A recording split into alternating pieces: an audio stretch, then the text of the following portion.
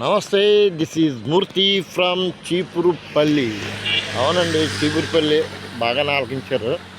ప్రస్తుతం ఒక చిన్న వివాహ పని మీద చీపురుపల్లి వచ్చాను. అంటే చీపురుపల్లి అంటే మీ అందరికీ సుపరిచితమే. విజయనగరం జిల్లా అంటే వైజాగ్, విజయనగరం, చీపురుపల్లి, రాజాము, పాలకొండ ఆ రోడ్డు మీకు తెలిసే ఉంటుంది రూటు. అంటే విజయనగరం జిల్లాలో ఒక మెయిన్ సిటీ కింద చెప్పుకోవచ్చు. అంటే మనం కాస్త పొలిటికల్గా చూసుకుంటే బొత్స సత్యనారాయణ గారు, ఇంకా చాలా కిమిడి కళా వెంకట్రావు అనుకుంటా, ఇంకా చాలా మహానుభావులు అందరూ ఇక్కడే ఉన్నారు ఈ చీపురుపల్లిలోనే. ఉండడానికి కాస్త ఉత్తరాంధ్ర జిల్లాల్లో ఇదొక ముఖ్య పట్టణంగా మనం భావించవచ్చు. అయినప్పటికీ అంటే ఇక్కడ నదీ పారివాహక ప్రాంతాలు అంటూ ఏం లేవండి. శ్రీకాకుళంలో వచ్చే వంశధారని, నాగావళి అనేటువంటి అన్నీ ఉంటాయి, కానీ మ్యాక్సిమం అంతా వర్షాధారపు భూములే. కానీ ఇక్కడ ఫెర్రో ఎల్ఐఎస్ కంపెనీస్ కానీ కొన్ని ఉన్నాయి అంటే గరుడి బుర్ర కదా మీకు అందరికీ తెలిసిందే, చాలా ఫేమస్. ఉత్తరాంధ్ర జిల్లా వాసులకి చాలా సుప్రసిద్ధం అన్నమాట. ఇంకా చెప్పాలంటే ఏముందండి, ఎటువైపు మన ఆంధ్రాకి ఉత్తరాంధ్ర బార్డర్స్ అంటే ఉన్నాయి. ఇటు ఒరిస్సా, ఛత్తీస్గఢ్, ఇలా పాలకొండ మీదుగా అంటే ఇలా ఇది మనం ఇప్పుడు చూస్తే కదా చీపురుపల్లి మీదుగా అలా పాలకొండ వెళ్తాం. అక్కడి నుంచి అలా ఛత్తీస్గఢ్, ఒరిస్సా బార్డర్కి వెళ్ళిపోవచ్చు. ఇంకా ముఖ్యంగా అంటే ఏ దేశం మిగిలిన ఎందుకు ఎవరైనా పొడగరాని తల్లి భూమి భారత్. మనం ఎక్కడున్నా ఏం చేసినా అదే ప్రధానకం, అదే ఇల్లు, అదే సూర్యుడు. చూస్తారు కదా, సూర్యుని మాత్రం వదులుతులేదండి నేను.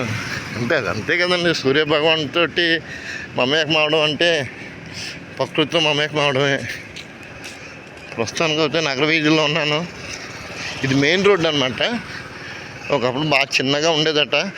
ఇప్పుడు ప్రస్తుతం మెయిన్ రోడ్డు ఇటు ఈ రాజాము, విజయనగరం వెళ్ళే రోడ్లన్నీ అదే బస్సులన్నీ ఇటువైపే వెళ్తున్నాయి. చూద్దాం ఏమన్నా మనకేమన్నా కనపడతాయన్నా దారిలో.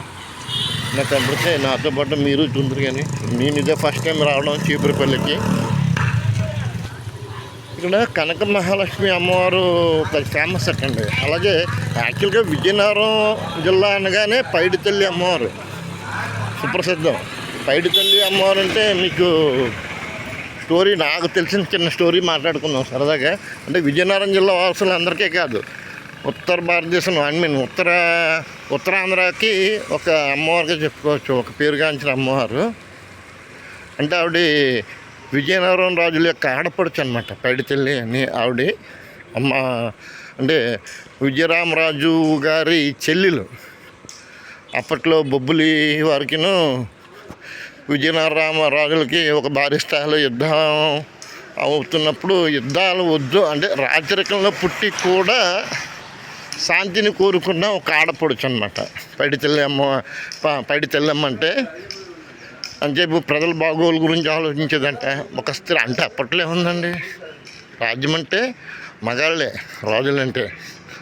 ఝాన్సీ లక్ష్మీబాయి అటువంటి వాళ్ళని కాస్త పక్కన పెడితే విజయనగరం రాజుల్లో కానీ, బొబ్బుల రాజుల్లో కానీ మొత్తం అంతా వీళ్ళే కదా, మగవాళ్ళే కదండి. అటువంటి టైంలో వాళ్ళకి పుట్టిన ఆడపడుచు ఈవిడ పైడితల్లి ఆవిడ.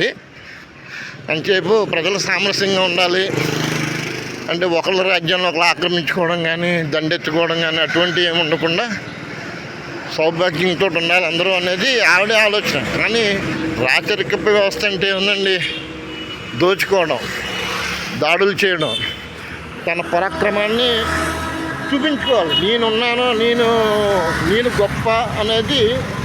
అంటే కీర్తి కాంత కనకం అంటారు కదా, ప్రతి వ్యక్తి మనం చూసుకున్నది దాని గురించే.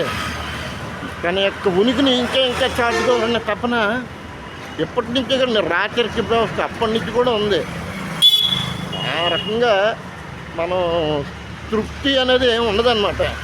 ఈ రాజ్యం ఉంది, బాగుంది అన్న పక్కోడి మీద దాడి చేసి అంటే అక్కడ తన ఉనికిని చాటుకోవడానికి ప్రయత్నం చేస్తూ ఉంటాడు. ఆ రకంగా ఇలా విజయనగర రాజులు, బొబ్బిల రాజులంటే దండెత్తారట. అంటే సోదరిగా ఈవిడ చెప్పింది, వద్దండి అటువంటి మనకు వద్దు అని సోదరులకి వాళ్ళ నాన్నకి చెప్పినా వినకుండా బొబ్బుల రాజుతో యుద్ధాలు జరగడం ఇవన్నీ ప్రజలు గమనిస్తూ ఉంటారు కదా. అంటే ఈవిడ మన కోసం ఇంత కష్టపడుతుంది అంటే ప్రజలు అంటే ఒక రాజ్యం ఒక యుద్ధం అయిందండి. అర్థం ఏంటండి? ఆస్తి నష్టం, ప్రాణ నష్టం ఎన్నెన్నో జరుగుతూ ఉంటాయి. వీటన్నిటి వల్ల ప్రజలు ప్రాణాలు కోల్పోతుంటారు కదా. ఇప్పుడు రాజులు ఏదో వాళ్ళ మానసిక ఆనందం కోసం వాళ్ళు యుద్ధాలు చేస్తారు, కానీ ఒకసారి యుద్ధం అయిందంటే మాత్రం ఎన్నో కోట్లు నష్టం, ఆర్థిక నష్టం జరుగుద్ది, ప్రాణ నష్టం జరుగుద్ది. వీటన్నిటిని నివారించాలని చెప్పి ఆ పైడితల్లి పాపం కోడుకునేదట ఆవిడ.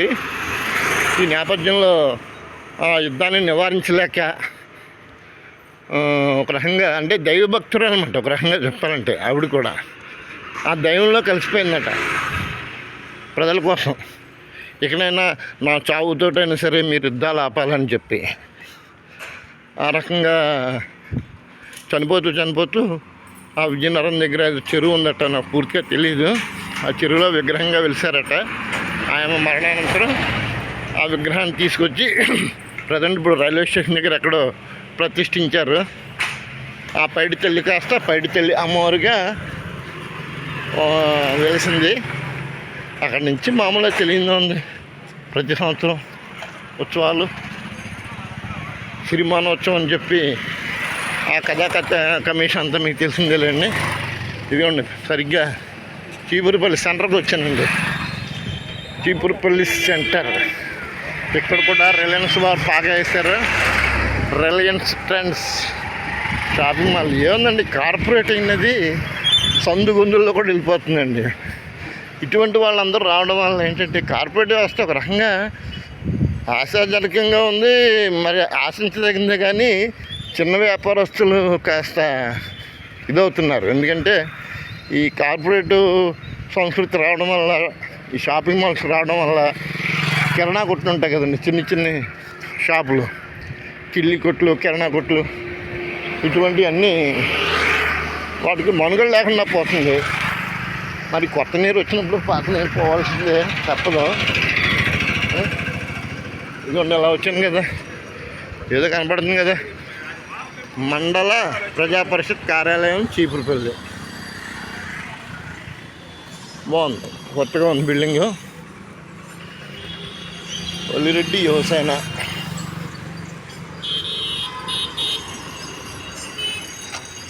అదండి ప్రస్తుతానికి అయితే నాకు ఇక్కడ ఆధ్యాత్మిక ముఖ్యంగా ఈ ఉత్తరాంధ్ర జిల్లాల్లో అంటే హిస్టారికల్ స్టోరీస్ వైపు చూసుకుంటే ఈ బొబ్బిల రాజాలు ప్లస్ విజయనగరం గజపతి రాజులు వీళ్ళలో ఒకళ్ళ మీద ఒకళ్ళు ఆధిపత్యం కోసం పోరాడుకున్నారు. మధ్యలో వచ్చి మహమ్మదీలు మీకు తెలియదే ఉంది, వాళ్ళ కొంతకాలం వేయలేరు. అంటే వీళ్ళలో ఉన్న అనైక్యతని ఆసరాగా తీసుకొని వాళ్ళు రాజ్యాలు వేయలేరు. ఆ రకంగా కాస్త వెనుకబడింది చెప్పాలి. మనం ఒక రకంగా చెప్పాలంటే ఈ మన ఉత్తరాంధ్ర అంటే మన ఆంధ్రాలో మిగిలిన ఏరియాలతో పోల్చుకుంటే అంటే నైసర్గిక స్వరూపం అటువంటిదండి.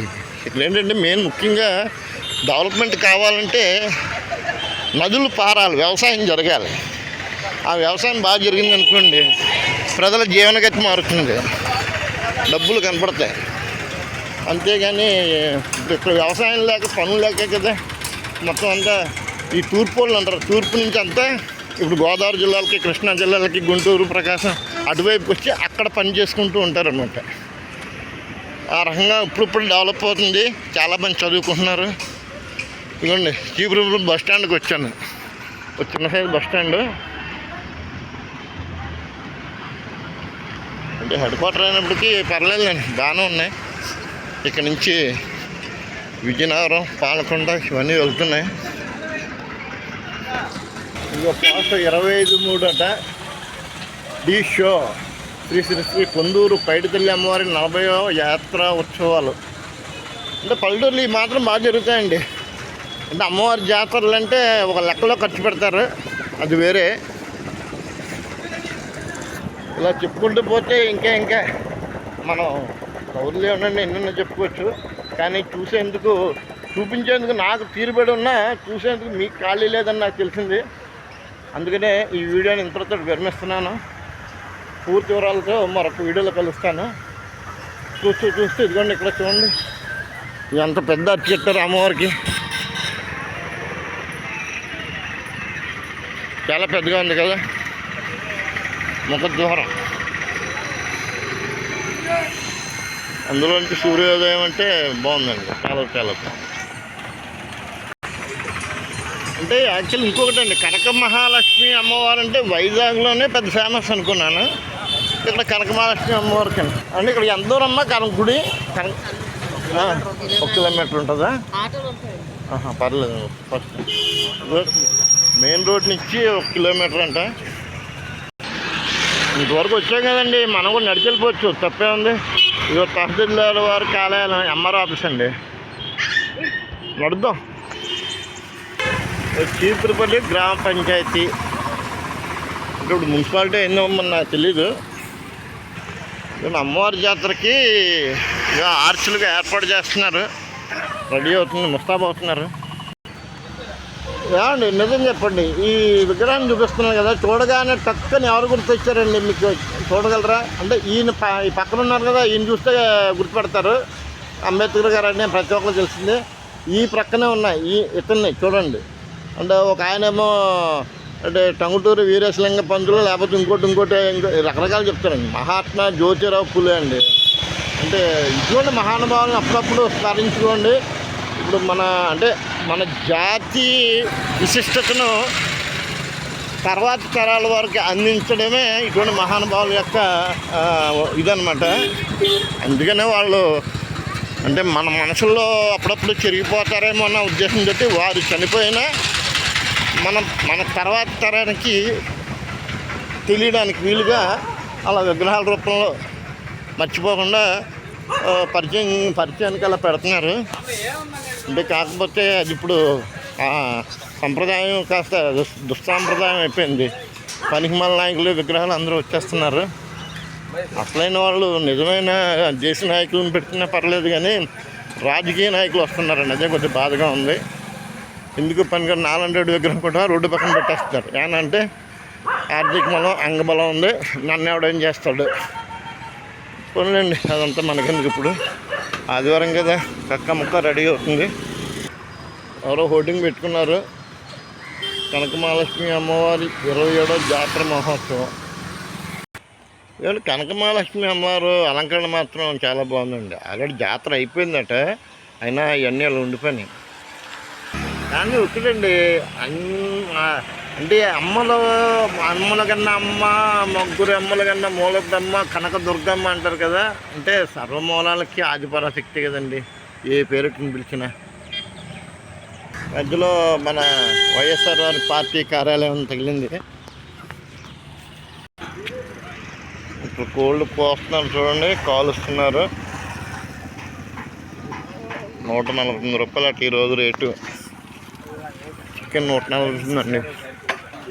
ఆదివారం వచ్చిందంటే ఇది మామూలే అండి. ఎక్కడైనా కక్క ముక్క తినవలసింది కదా, నోరు ఊరుకోదు, తప్పదు. అది కూడా అంతే అండి, మనిషి పరాణజీవి అండి. అంటే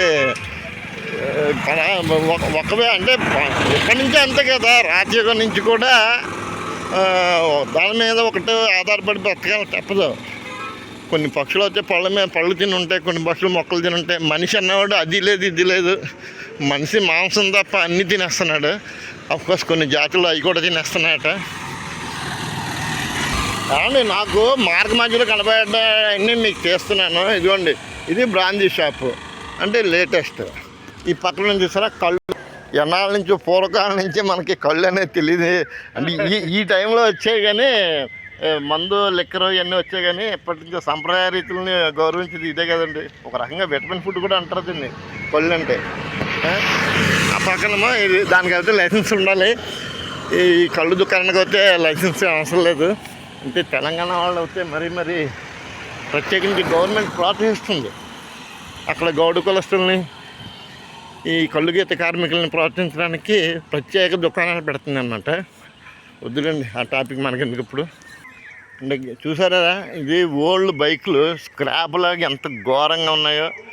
అంటే మనం దేనికైనా ఒక ఎక్స్పైరీ డేట్ ఉంటుంది కదండి, అందుకనే ఇవన్నీ పనిచేయ అనుకుంటా, కానీ పోలీస్ కేసు స్టేషన్లో దొరికి ఇక్కడ పడేశారమని నాకు తెలియదు. కానీ చాలా ఉన్నాయి రోడ్డు పక్కన, అన్ని చక్రాలు అన్నీ ఇప్పేసి పట్టిపోయారు ఎవడికాడు, సరైన రక్షణ లేక.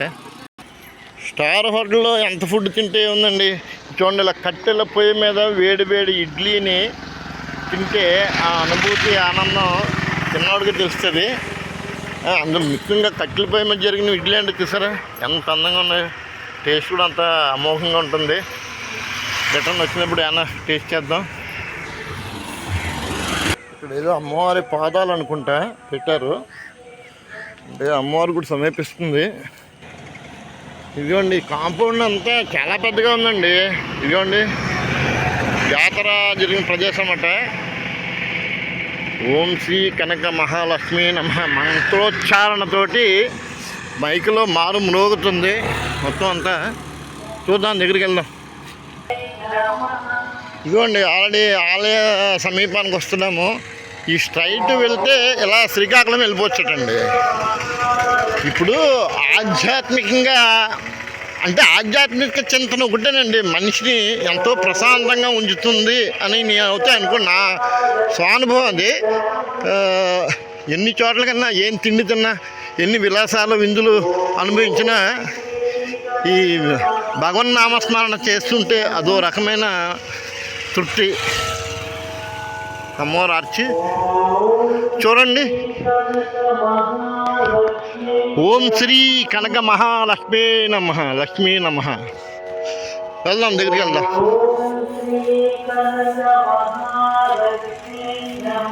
అంటే జాతర అయింది కదండి, దాని తాలూకా అవశేషాలు ఇంకా ఉన్నాయి, ఇంకా ఖాళీ చేయలేదు. అందుకే ప్రాంగణం చాలా పెద్దగా ఉందండి.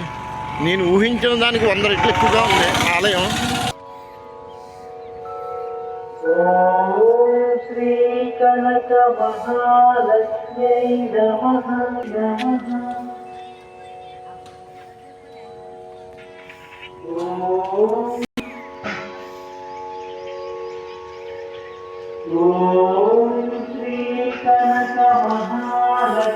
పాదరక్షలు ఇక్కడ తీసేయాలట, తీసేద్దాం. ఓం శ్రీ కనక మహాలక్ష్మీ నమః. అదిగోండి ఆలయ ప్రాంగణం చాలా విశాలంగా ఉందండి. కాస్త స్లోగా అంటే యజ్ఞానికి ఏర్పాట్లు జరుగుతున్నాయి. అంటే సంతర్పణ కూడా పెడతారట ఇక్కడ.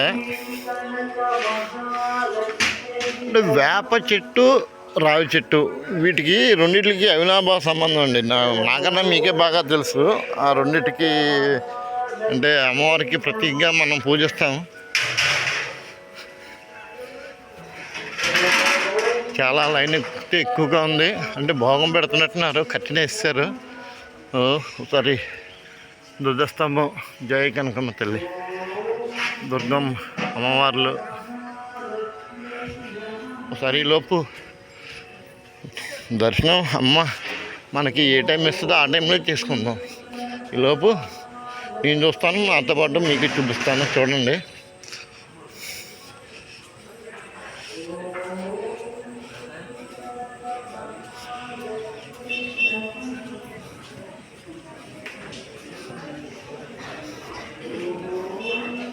ఓం శ్రీ కనక మహాలక్ష్మీ నమః.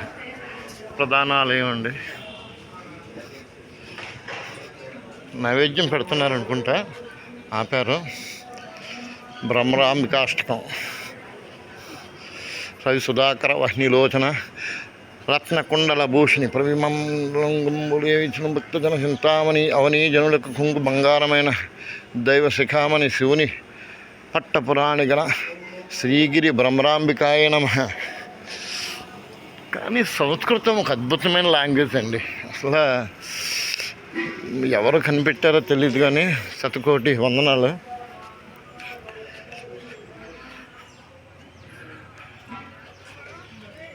అదండి స్థూలంగా సూక్ష్మంగా నేను వచ్చి మరి మూల విరాట్ నుంచి తీస్తే బాగోదు, ఒకరు చెప్పించుకోవాలి. ఇంచుమించు అమ్మవారికి ఇక్కడ కొబ్బరికాయలు కొడుతున్నారు కదా నైవేద్యాలు. చూడండి సరే, ఒక్కసారి చిన్న ఫోటో తీసుకుంటాను.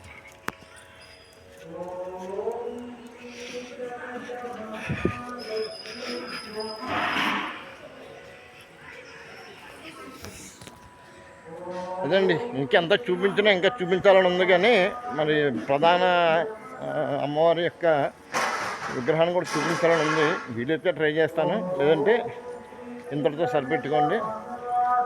ఇదండి పూర్తి నేను తిరిగినంత వరకు విజయనగరం జిల్లా చీపురుపల్లి యొక్క నగరం ప్లస్ కనక మహాలక్ష్మి అమ్మవారి యొక్క ఆలయ ప్రాంగణం విత్ అమ్మవారు.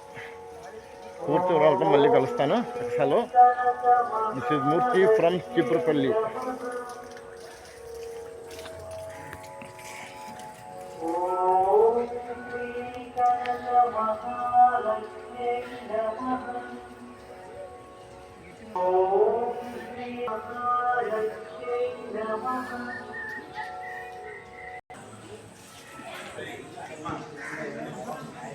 అమ్మలగన్నయ్యమ్మ ముగ్గురమ్మలగన్న మూలపటమ్మ చాలా పెద్దమ్మ కూరారూరమ్మ కడుపు ఆరుణ్యమ్మ పుట్టినయమ్మ తన్నులోన నన్ను వేల్పుటమ్మ మనమ్ముల హండులు ఎమ్మ దుర్గమాయమ్మ కృష్ణ కుశాబ్ది ఇచ్చుత మహత్వ కవిత్వ పట్టుత్వ సంపదల్. అమ్మవారు స్మరిస్తూ ఒక చిన్న శ్లోకం పెట్టారు ఇక్కడ.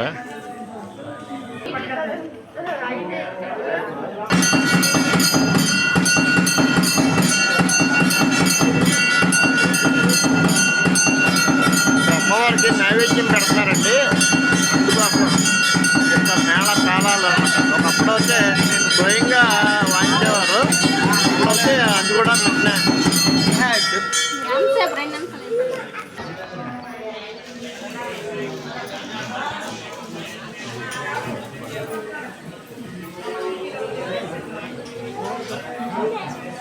ఆరాధిస్తున్నారండి. ఇది మీ అదృష్టం మా అదృష్టం, చూసుకోండి.